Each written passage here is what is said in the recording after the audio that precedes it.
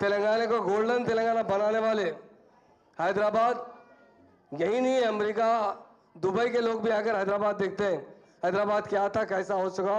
वो हमारे हरदिल अजीज working president KT Rama Rao साहब और शेरलिंगमपल्ली के इंचार्ज माधवराव कृष्णाराव साहब, हमारे पार्टी के सिटी इंचार्ज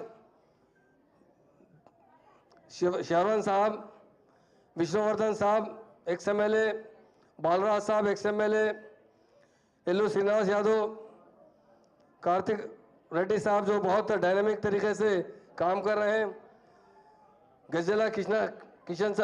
गजेला साहब जो बहुत सीनियर लीडर है, और डाइस पर बैठे हुए मेरे तमाम भाई और बहनों, मैं एक दो बात बता दूंगा क्योंकि सब लोग KTR साहब को सुनना चाहते हैं।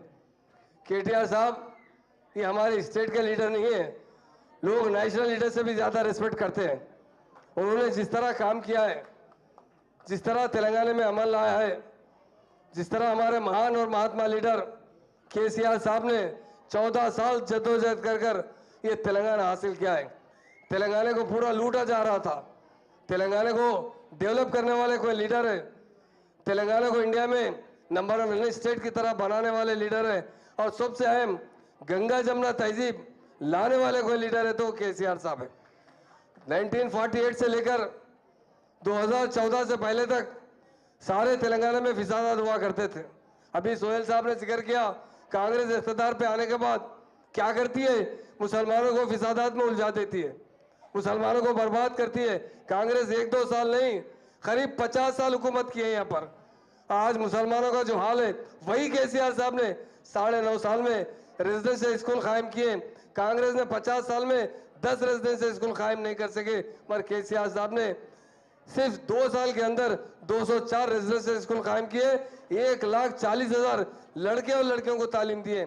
आप जानते हैं हमारे बड़े लोग क्या कहते हैं, इंसान को अगर संवारना है, तरक्की दिलाना है, दिल से उसकी तरक्की देखना है तो उसको सबसे पहले तालीम दो। तालीम देने वाले कोई लीडर है वो KCR साहब है, और गंगा जमुना तहजीब लाने वाले कोई लीडर है वो KCR साहब है। KCR साहब पॉलिटिकल पार्टी पावर के लिए नहीं बनाए थे, तेलंगाना हासिल करने के लिए ये पार्टी बनाई गई थी। और उन्होंने खासतौर से 2009 में मरण वक्त 11 दिन तक बैठा तेलंगाना के लिए, हमारा तेलंगाना चाहिए, क्योंकि तेलंगाना का पैसा पूरे का पूरा आंध्रा में खर्चा किया जाता था। यहाँ के लोगों को मुलाजिमत तो नहीं मिलते थे, यहाँ के लोगों के माशी हालात सही नहीं होते थे, हमारी स्टेट डेवलप नहीं होती थी। इसके लिए KCR साहब ने 11 दिन तक मरण पर बैठा था, पर 11वें दिन उनकी हालत इतनी खराब हुई थी, जब हमारे जयशंकर साहब जिंदा थे, साहब के बहुत से लोग जाके साहब से गुजारिश किए, साहब आप भारत तोड़ दीजिए, तेलंगाना बाद में लेंगे। KCR साहब एक बात कहा, मेरी जान गई तो परवाह नहीं है, मुझे मेरा तेलंगाना चाहिए, मेरी आवाम की तरक्की चाहिए। ये बोलने वाला कोई लीडर है वो KCR साहब। ये कांग्रेस पार्टी धोखेबाज पार्टी है, मुसलमानों को धोखा देती है, सारे लोगों को धोखा देती है। आप जानते हैं ना, KTR साहब सब चीज बताएंगे आपको, हमारे साथ कैसा धोखा किया गया। हमें सिर्फ वायदे किए गए, गारंटियां बताए गए, मगर किसी पे अमल नहीं किया गया। एक मुसलमान मिनिस्टर को नहीं बनाया गया। आप उसके मुकाबले में KCR साहब को देखिए, उन्होंने डिप्टी CM का ओहदा दिया आपके भाई को, उन्होंने होम मिनिस्टर का ओहदा दिया। इसी को सेकुलरिज्म कहते हैं। ये सेकुलरिज्म बोलने से नहीं चलता, मुसलमानों को हर जगह फिसादात में उलझाने से नहीं चलता।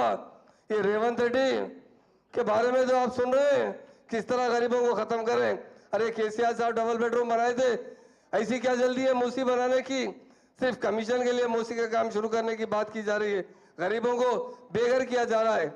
एक जमाना पहले इंदिरा गांधी ने एक नारा दिया था, रोटी कपड़ा और मकान, और सबसे पहले मकानों से बेघर करने वाले रेवंत रेड्डी है। यही उनकी पॉलिसी है, इनका बेस ही BJP से है, आप जानते हैं। तो इसलिए आज हमारे पार्टी में बहुत से नौजवान भाई शिरकत की है पार्टी में, उनका मैं वेलकम भी करता हूं। और आपसे एक ही बात कहता हूं, हिंदुस्तान में कोई अगर सेकुलर पार्टी है तो वो BRS पार्टी है, सेकुलर लीडर है KCR साहब है और KTR साहब है। ये फैमिली है पूरी काम करने वाली, आपके लिए हर किस्म की कुर्बानी देने के लिए तैयार है, और आपकी अच्छी खुशहाली देखने वाली है तो BRS पार्टी है। मैं तमाम मेरे भाइयों ने जो आज पार्टी में आए और हमारी बहनें बहुत सी आई हैं, मैं कहता हूं आपके बच्चों का मुस्तकबिल बनाने वाला कोई लीडर है वो KCR साहब है। आपके फ्यूचर, आपके बच्चों के बारे में अच्छी तालीम देने वाले, आपको अमन देने वाले और आपको तरक्की देने वाले कोई लीडर है तो वो केसीआर साहब। इसलिए मेरे भाइयों बहनों, बहुत सी बात तो केटीआर साहब को बोलना है, आप सुनेंगे।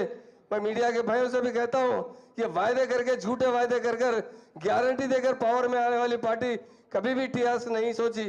कोई वायदा नहीं करते हुए केसीआर साहब ने हर किस्म से तरक्की दी है। आज गरीब लोग दुआ दे रहे हैं हाथ उठाकर, आप व्हाट्सएप में देख रहे हैं, बोल रहे कि अरे केसीआर साहब कितने अच्छे इंसान थे, हमें 9.5 साल में कभी बेघर नहीं किया, मगर रेवंत रेड्डी 8 महीने में आने के साथ ही हमें बेघर कर रहे हैं। मेरे भाइयों बहनों, आपका हमेशा फ्यूचर, आपकी मुस्तकबिल, जिंदगी आपके बच्चों की अच्छी बनाने वाले कोई लीडर है वो केसीआर साहब है। केसीआर साहब एक अमली इंसान है, हमेशा लोगों को खुशहाल देखना चाहते हैं, सबको तरक्की दिलाना चाहते हैं। इसलिए मेरे भाइयों बहनों, जो आज बीआरएस पार्टी में शामिल हुए, यकीनन मैं उन सबका शुक्रिया अदा करता हूं। और एक बात बताता हूं, हमारे केटीआर साहब भी बड़े डायनेमिक लीडर है, बड़े हमदर्द इंसान हैं।